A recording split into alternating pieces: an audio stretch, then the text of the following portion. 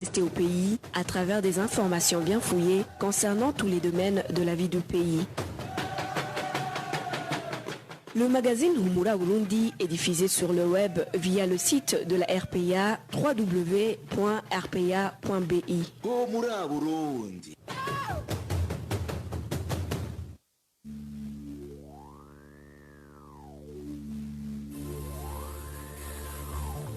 Mesdames et messieurs, bonsoir et bienvenue au magazine Humura Burundi de ce mercredi 22 juillet 2020, dont voici les principales articulations.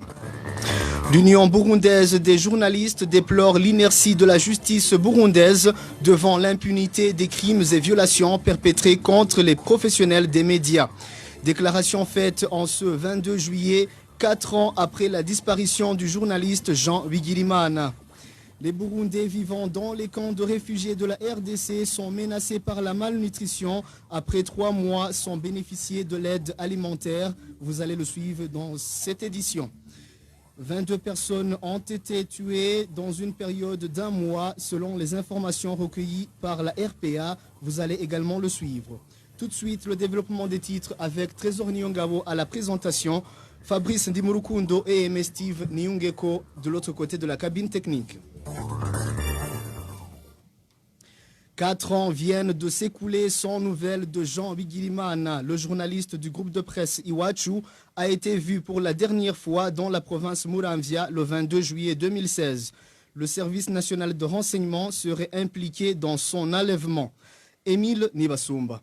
C'est dans l'après-midi du 22 juillet 2016 que Jean Bigirimana s'est rendu à Bugarama, dans la province Muramvya, pour répondre à l'invitation d'un certain Abel Ahishakiye. Abel Ahishakiye, qui était un agent du service national de renseignement, selon les témoins, aurait ensuite participé dans l'enlèvement du journaliste du groupe de presse Iwachu. Depuis ce jour-là, personne n'a plus revu Jean Bigirimana. Même les 2 corps ligotés qui ont été découverts dans la rivière Mubarazi, tout près du lieu d'enlèvement, moins d'1 mois plus tard, ont été enterrés sans être identifiés. L'un des 2 corps était décapité. Ses proches et les journalistes d'Iwachu s'étaient rendus sur place ce jour-là pour tenter d'identifier ces corps. Le lendemain de cette découverte macabre, Abel Ahishakiye, suspecté d'avoir participé à l'enlèvement du journaliste Jean Bigirimana, a à son tour été kidnappé par les agents du service national de renseignement, selon les témoins.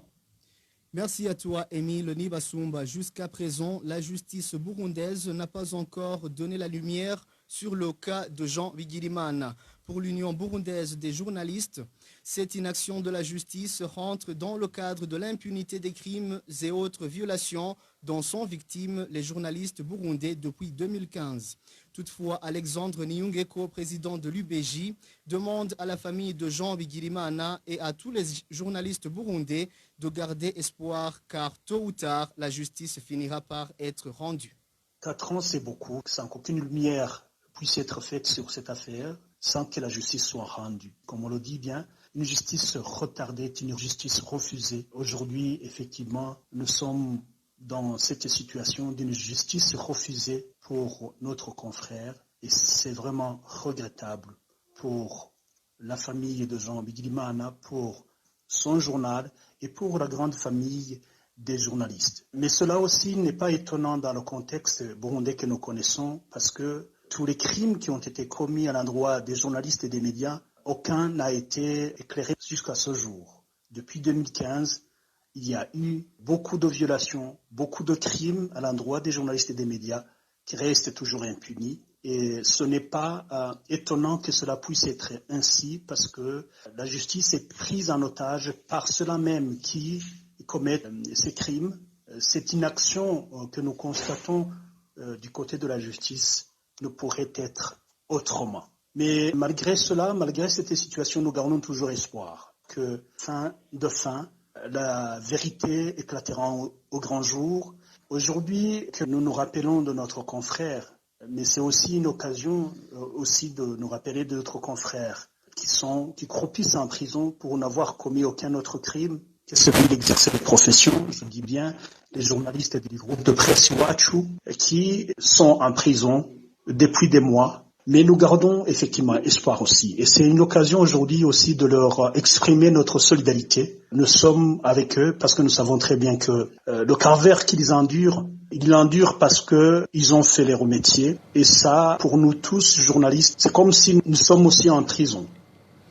C'était Alexandre Niyongeko, le président de l'UBJ. En ce jour, la famille des journalistes burundais en exil a rendu visite à la famille de Jean Bigirimana, qui a été contrainte à l'exil suite aux menaces de mort qu'elle subissait après la disparition du chef de ménage. Et les 4 journalistes de Iwachu en détention totalisent 9 mois d'incarcération à la prison centrale de Bubanza. Christine Kamikazi, Agnès Ndirubusa, Egide Haririmana et Terence Mozenzi ont été appréhendés le 22 octobre 2019 alors qu'ils se rendaient à Musigati pour enquêter sur les combats qui opposaient ce jour-là les forces régulières et un mouvement rebelle. Ils ont été accusés de tentative impossible de complicité à l'atteinte à la sécurité intérieure de l'État. 2 instances les ont déjà condamnés à 2 ans et demi de prison et au paiement d'une amende d'1 million chacun. Les organisations des journalistes burundaises et internationales, tout comme les défenseurs des droits de l'homme, réclament leur libération car victimes que de leur métier de journaliste. Parlons toujours justice, comparution ce mercredi devant le tribunal de grande instance de Makamba des 18 personnes accusées d'extorsion et assassinat de Burundais rentrant de la Tanzanie. Après présentation des accusés, dont 4 policiers, la Cour s'est déclarée incompétente suite aux privilèges de juridiction dont jouissent les officiers supérieurs de la police. Éloge Divin, Remecha, pour plus de détails. 14 des 18 personnes poursuivies pour extorsion et assassinat des tâcherons saisonniers rentrant dans la Tanzanie sont des civils et les 4 autres des policiers, dont un officier du grade de colonel. Après présentation des accusés, le siège du tribunal de grande instance de Makamba s'est retiré pour délibérer sur sa compétence ou pas, vu qu'un des accusés était un officier supérieur jouissant d'un privilège de juridiction. L'officier en question est le PC de Martin qui était commissaire de police en commune Kayogoro. Après délibération, le tribunal a été déclaré incompétent et l'affaire a été donc renvoyée devant la cour d'appel de Makamba. Une source proche du dossier fait état de probable comparution de Gad Niukuri, gouverneur sortant de la province Makamba, et d'Ozaché Misaago, administrateur de Kayogoro, devant le service national des renseignements dans le cadre des enquêtes de cette même affaire. 12 des accusés ont été appréhendés jeudi dernier. Ce procès a alors été fixé pour ce jeudi devant la cour d'appel de Makamba. Merci également à Éloge Divin Remecha, page Droits de l'homme sans transition. 9 parmi 24 personnes de la zone Wuterere ont été arrêtées par la police ce mardi. Sont détenus au cachot de la police judiciaire situé au quartier Jabé de la zone Giza en mairie de Bujumbura. Parmi ces gens figure le responsable du parti CNL en zone Wuterere qui a été arrêté après une fouille-perquisition opérée dans sa maison. Le point avec Emmanuel Niyongeko.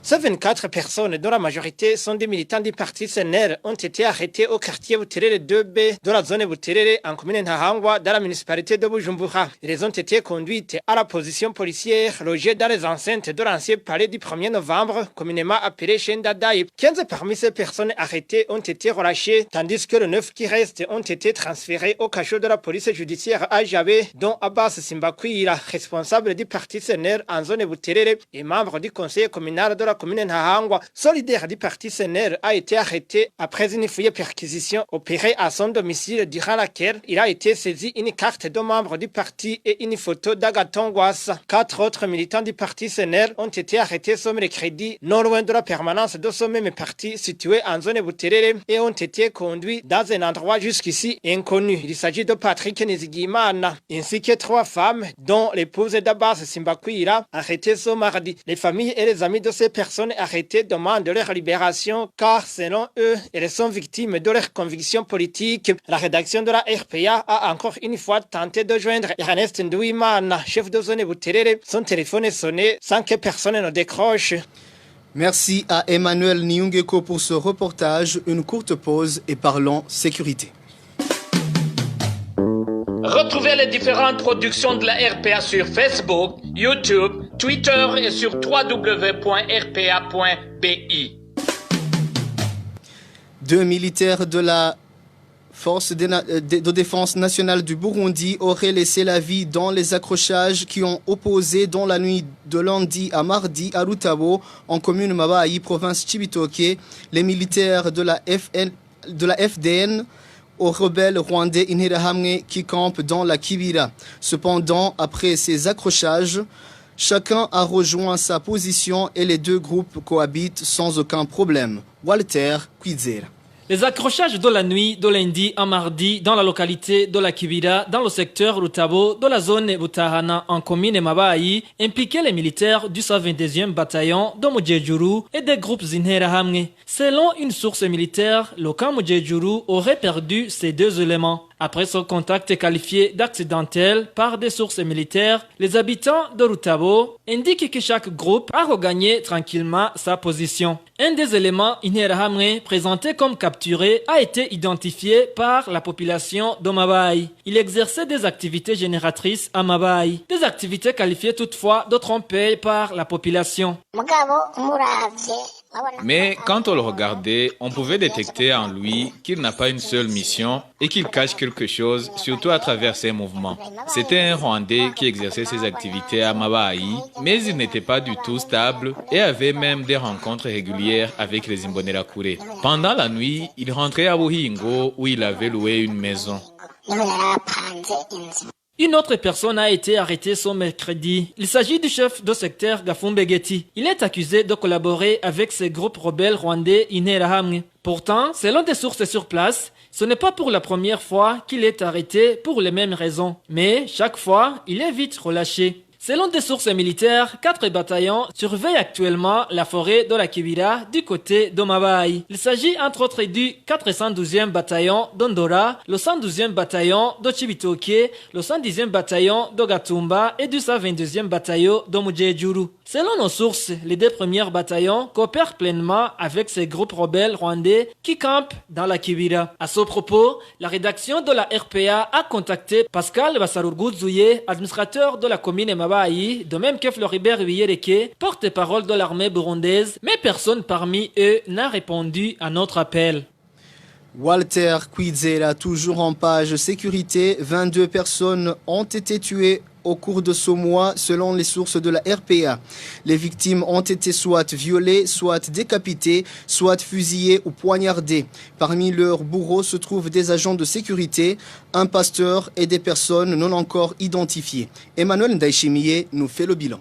Parmi ces victimes, les femmes et les filles sont au nombre de 10. 6 parmi ces dernières ont été tuées après avoir été violées. Il s'agit de 3 victimes de la province Karuzi, une de la province Kirundo, une autre de la province Ngozi et une jeune fille de la province Rutana. Des 4 victimes féminines restantes, 3 ont été tuées décapitées, tandis qu'une autre a été tuée à la machette. Certaines ont pu être identifiées. Il s'agit de Marie-Annick Ndaishemeze de la commune Musongati en province Rutana, Anita Savimana de la commune et province Muramza, Space Shimirimana de la commune Bugenyuzi en province Karuzi, une certaine Bukuru de la province Ngozi, Chantare Mukagwego de la commune et province Kirundo, Anita Shimirimana de la commune Gihogazi en province Karuzi et une certaine Césari de la commune Gisuru en province Ruyigi. Les 3 autres n'ont pas été identifiés. Par ailleurs, 10 hommes et un enfant d'une année ont été tués depuis l'investiture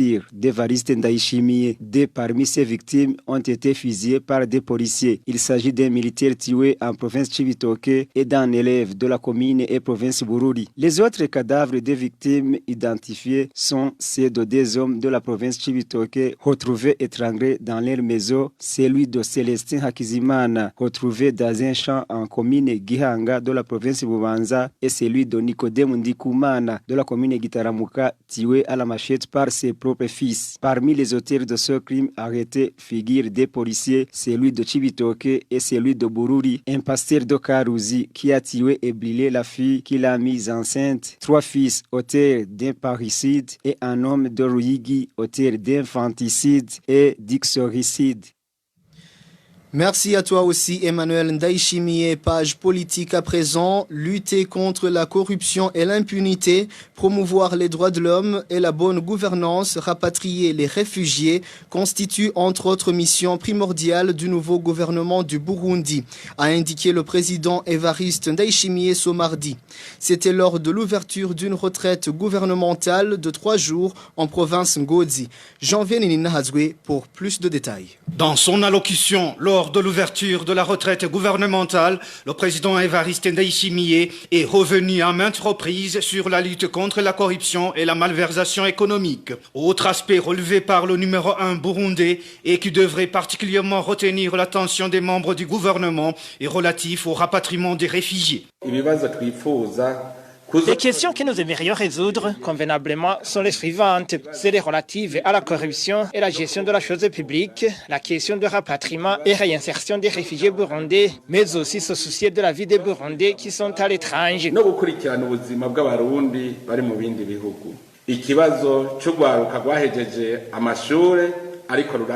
La question des jeunes diplômés sans emploi. Étudier minutieusement les mesures à arrêter pour lutter efficacement contre l'injustice et la corruption, assurer la bonne gestion de la chose publique et promouvoir la justice pour tous.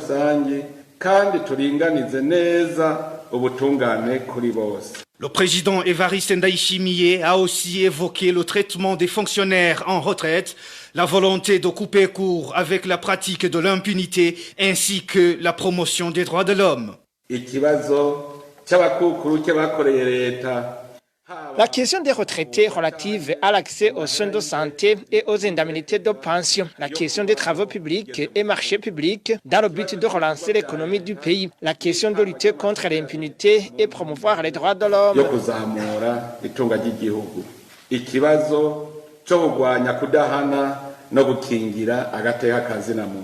Nous aimerions que toutes ces questions trouvent des solutions au cours de cette retraite, puisqu'elles préoccupent beaucoup plus la population partout dans le pays.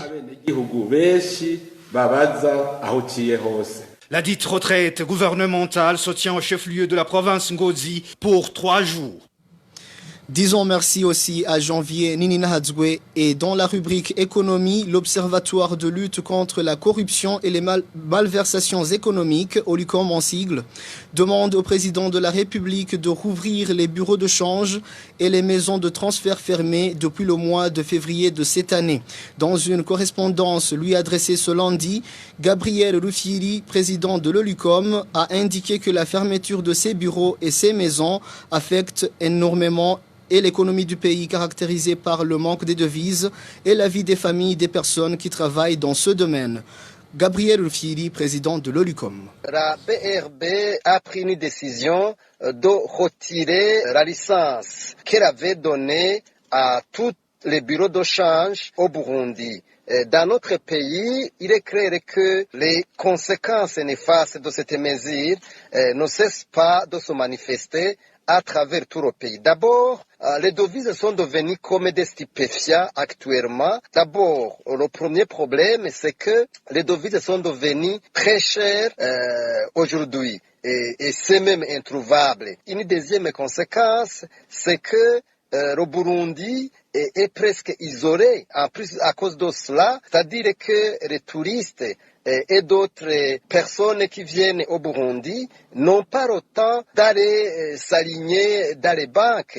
C'est pas vraiment possible. La troisième chose comme conséquence, c'est que l'économie du Burundi souffre à cause de ça aussi, parce que les commerçants ne peuvent pas accéder aux devises facilement, surtout les petits commerçants. La quatrième chose, c'est qu'il y a un problème au niveau social et même économique, parce que les bureaux de change qui employaient le personnel, maintenant, ce personnel est à la maison, mais en plus de cela, il y a les maisons qui étaient louées, maintenant, ils ne sont plus loués. Donc, à ce niveau-là, il y a un grand problème. Mais aussi, au XXIe siècle, c'est pas possible d'avoir un pays qui ne dispose pas de bureaux de change. L'OLUCOM insiste vraiment sur l'ouverture des bureaux de change parce que le pays et les citoyens burundais vont gagner énormément. C'était l'appel de Gabriel Rufiri, président de l'OLUCOM. Poursuivons ce journal avec cette brève dans le domaine de la santé. Ouverture de la campagne de dépistage de masse au Covid-19 en province Gitega. Inaugurée par le ministère de la Santé publique et de la lutte contre le sida. Cette campagne s'inscrit dans le cadre de la campagne contre la Covid-19 initiée par le président de la République le 6 juillet courant. Le même jour, 11 personnes ont été dépistées à l'hôpital de Gitega. Selon le ministère de tutelle, tous les résultats sont revenus négatifs. Nous vous le disions au début de ce magazine, les Burundais réfugiés dans différents camps de la RDC viennent de passer plus de 3 mois sans être approvisionnés en vivres. Certains sont déjà tombés malades à cause de la malnutrition, d'où ils demandent aux organisations chargées des réfugiés de leur venir en aide. Les détails avec Marie-Ange Irakodze. Les réfugiés burundais des camps de Rusenda et Malinde indiquent qu'ils mènent une vie difficile. Ils viennent de passer 4 mois sans ration alimentaire alors qu'ils étaient approvisionnés mensuellement en nourriture. Aujourd'hui, les réfugiés du camp de Rusenda et Malinde sont dans une vie misérable. Le dernier approvisionnement en nourriture remonte du 17 avril. Depuis lors, on est là à attendre. Les parents n'ont plus de parole devant les enfants à cause de la pauvreté. Les camps de Mulongwe et Malinde, quant à eux, viennent de passer 5 mois sans être approvisionnés en vivres. Ces réfugiés burundais tombent déjà malades des suites de la malnutrition. Entre-temps, une distribution des téléphones sur lesquels l'argent pour la ration sera transféré a commencé ce mardi. Une opération qui ne suscite pas de l'espoir parce que les réfugiés du camp de Mulongwe ont eu ces téléphones depuis plus d'un mois et qui n'ont pas encore reçu l'argent de la ration. Certaines personnes sont tombées malades et se rendent à l'hôpital pour se faire soigner. Les infirmiers disent qu'ils souffrent normalement alors qu'il s'agit de la famine. Hier, ils ont commencé la distribution des téléphones qui nous aideront à avoir de l'argent pour la ration. Alors que les réfugiés de Mulongwe qui ont eu ces téléphones le mois dernier n'ont pas encore eu cet argent. Les organisations Vodacom et PAM sont chargées de la distribution de ces téléphones. Ces réfugiés burundais demandent au HCR de leur venir en aide, surtout qu'ils ne sont plus autorisés de sortir du camp pour chercher du travail à cause de la pandémie de Covid-19. Marie-Ange Irakodze, page gouvernance à présent. Les conducteurs de moto de la commune Nyanzalak en province Makamba dénoncent le comportement de certaines autorités policières et administratives qui leur taxent de l'argent soi-disant destiné à la construction des latrines du stade de Nyanzalak. Révoltés, ces motards crient au raquettage, surtout que ces contributions ne sont jamais sanctionnées par des quittances ou reçues. Vicky Chris Ninheretse nous en dit plus. La somme exigée à chaque motard est comprise entre 2 000 et 5 000 francs burundais. Une somme collectée par les policiers de Nyanzalak sur ordre du commissaire communal de la police nommé Nkundimana et de l'administrateur Jean-Claude Ndouimana. Le motif donné à ces conducteurs de taxi-moto pour justifier cela serait la construction des latrines du stade de Nyanzalak, un motif qui n'a pourtant pas convaincu ces motards qui parlent plutôt de vol organisé. L'un d'entre eux témoigne. Ils ont mis une barrière sur le pont de la rivière Guava. Le soir, ils stoppent tous les motards et leur demandent de l'argent, argent que c'est pour construire les toilettes du stade. Jusqu'à maintenant, aucune toilette n'a été construite. Pourtant, ils collectent régulièrement cet argent qui finit toujours dans leur poche.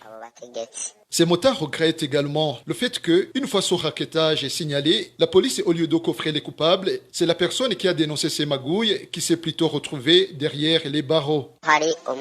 Un certain Juma a révélé ces extorsions.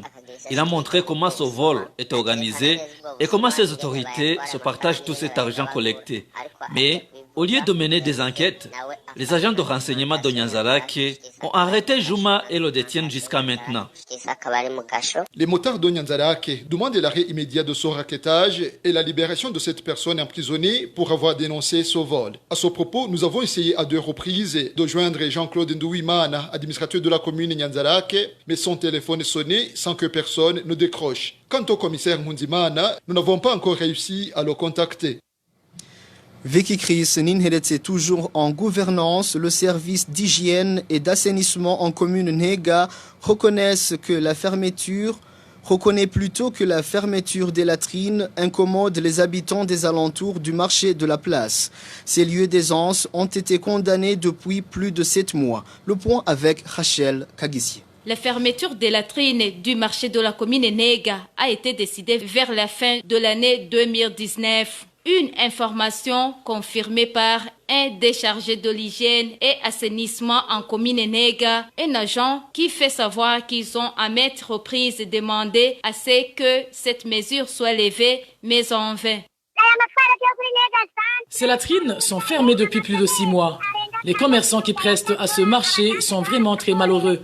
J'ai tout fait pour réclamer la réouverture de ces lieux d'aisance, surtout que ces commerçants sont d'accord pour assurer eux-mêmes l'entretien de ces toilettes, mais l'administration continue à faire la sourde oreille. Les commerçants prestant au dit marché font savoir que cette décision a été prise par l'administrateur de la commune Nega, une autorité qui venait d'ériger un cyber au-dessus des fosses septiques qui collectent les déchets émanant de son marché. Un de ces commerçants témoigne. L'administrateur a fait faire des kiosques métalliques, mais comme il n'y avait pas assez d'espace où les installer, il les a placés au-dessus des fosses septiques. C'est ainsi qu'il a alors décidé de fermer toutes les latrines. À ce propos, la rédaction de la RPA a encore une fois tenté de joindre Philippe Ngabonziza, administrateur de la commune Nega, mais son téléphone sonnait sans que personne ne décroche. Merci à toi aussi Rachel Kagissier, rubrique Société pour clore cette édition.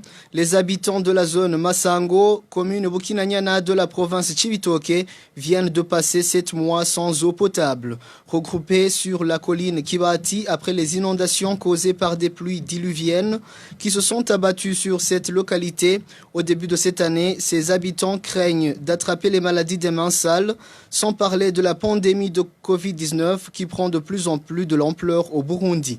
Balthazar Miburu. Les déplacés victimes des inondations de la colline Kibati en zone Massango se chiffrent à 470 personnes reparties à 53 ménages. 60 autres ménages ont demandé refuge dans des familles des différentes communes de la zone Massango. Toutes ces victimes sont originaires des sous-collines Kibati, Rushara et Burambi. Ces déplacés indiquent qu'elles n'ont pas d'eau potable depuis leur arrivée sur ce site de Kibati au mois de janvier. Depuis lors, ils ont même sollicité de l'aide auprès des autorités, mais sans succès. Durant cette période de pandémie de coronavirus, ces déplacés ont peur d'attraper cette maladie comme le témoignent ceux déplacés. Nous n'avons pas d'eau potable. Comme nous sommes regroupés ensemble, une personne atteinte de coronavirus peut contaminer tout le monde. Une fois qu'un cas de décès sera enregistré, ils vont se précipiter de nous amener des aides au lieu de nous secourir maintenant. Nous n'avons pas d'eau et pour s'en procurer, nous devons faire un trajet d'1 kilomètre pour se rendre près de la forêt de la Kibira. Les personnes âgées se plaignent qu'il leur est impossible de faire tout ce trajet pour aller puiser. La rédaction de la RPA a essayé de joindre Jean Bosco Ategekimana, administrateur de la commune Bukinanyana. Son téléphone sonnait sans que personne ne décroche. Merci à Balthazar Miburo pour ce reportage. Et voilà, chers auditeurs, nous arrivons à bon port. Merci à vous tous de nous avoir tenu compagnie. Merci à toute l'équipe rédactionnelle de la RPA. Fabrice Ndimurukundo et MS Steve Nyungeko assuré l'assistance technique. Trésor Nyongabo à la présentation. Passez une excellente soirée partout où vous êtes.